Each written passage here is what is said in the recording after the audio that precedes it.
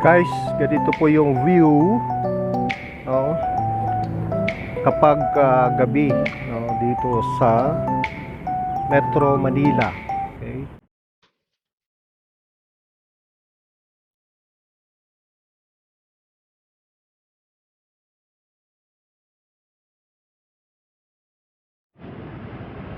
So yan, magandang gabi mga viewers ko, mga kakamag, kabuteros. So gusto ko lang ipakita kung gaano naman kaganda ng mga ilaw sa mga building pagdating dito o kaya pagdating ng gabi. So nandito tayo ngayon sa helipad ng Tectite West Tower. Gusto ko lang ipakita nasa tuktok kasi tayo ng Tectite. So papakita ko lang yung kabuuan ng Metro Manila, kung gaano siya kaganda kapag dating ng gabi. So samahan nyo ko mga kaamag, mga viewers ko.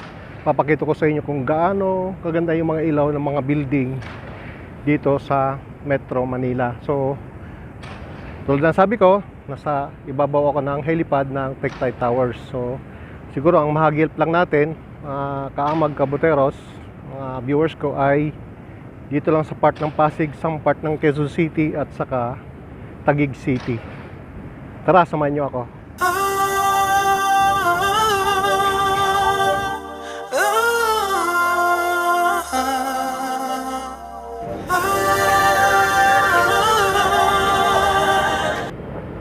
Guys, ganito po yung view kapag gabi dito sa Metro Manila. Okay.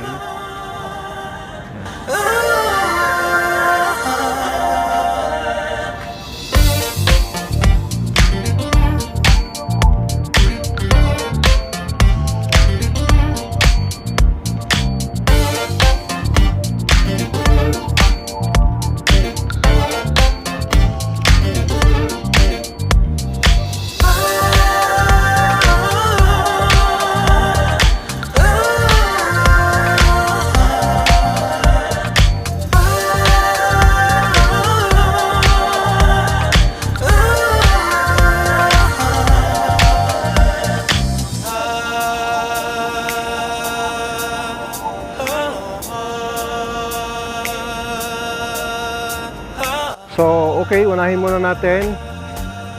Tulad ng sabi ko nga, papakita ko sa inyo kung gaano kaganda ang Metro Manila pagdating ng gabi. Okay? Unahin muna natin. Ito ay part ng Mandaluyong. So, Mandaluyong side. Okay? Sa gabi po ito, titingnan nyo kung gaano na rin ka-improve o ka-asenso ang bansang Pilipinas. Marami na rin siyang mga buildings. Although, yun nga,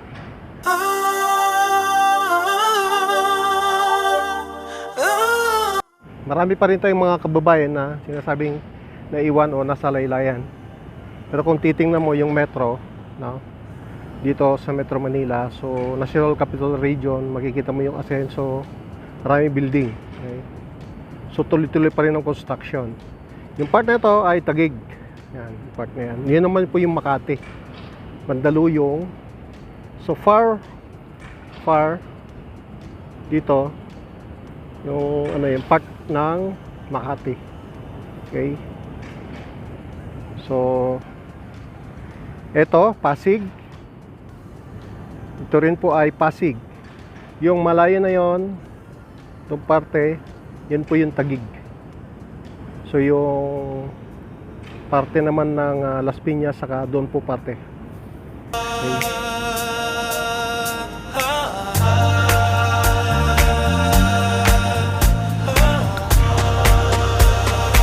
So ito, part pa rin ng Pasig. Yung kung mapapasin nyo yung malayo na yun, part na po ng Pasig pa rin at saka Rizal, Cainta. Okay.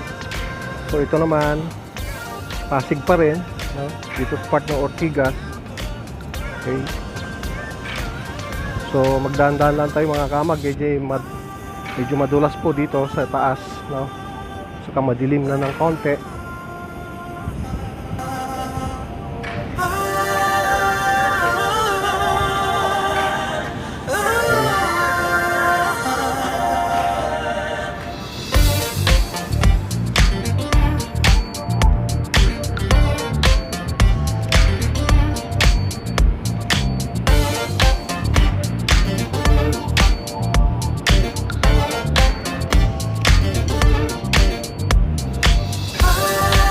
So ito yung bagong building. Sa harap po ng Tektite ito, under construction. So malapit na sa topping point na sila, yung sa tok-tok na. Ibig sabihin, nagtupi na sila ng bakal, di na sila nagdugtong, so hanggang doon na lang yung floor. No? Malamang high lipad na yung tok-tok na yun.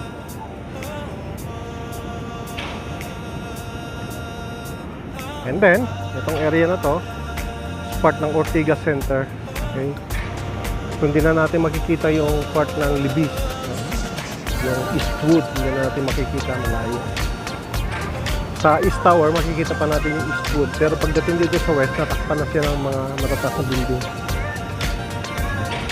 So, as usual, Ortigas Center. And, tuloy.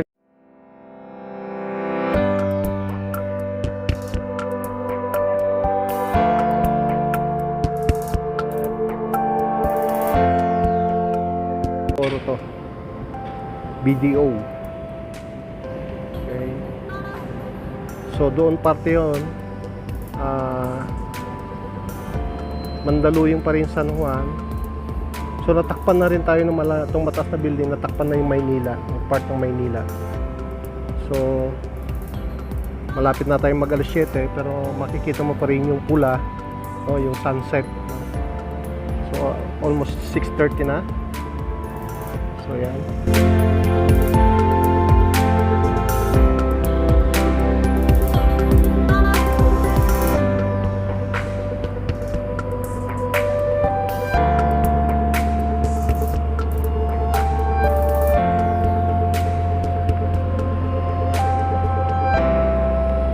Ito naman po yung East Tower.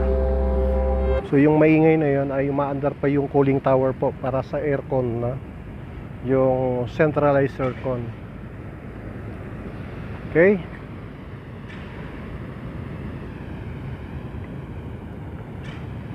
So kung makikita nyo, kung makikita lang, pero nasa hilipad tayo. Okay. Ayan.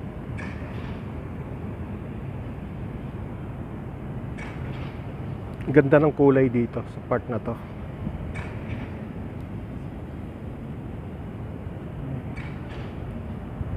Yan. So, syempre, magdahan-dahan lang tayo mga magkabuteros, baka malaglag tayo doon sa magkamali tayo. So kung wala itong building, ganda ng tingnan, pati Mega Mall makikita pa yan.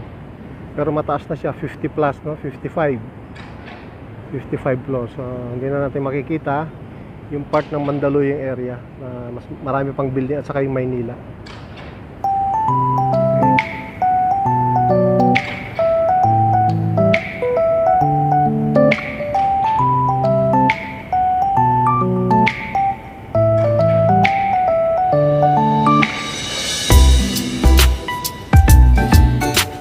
So kung nakaraan sa baba tayo, ngayon naman dito tayo sa helipad.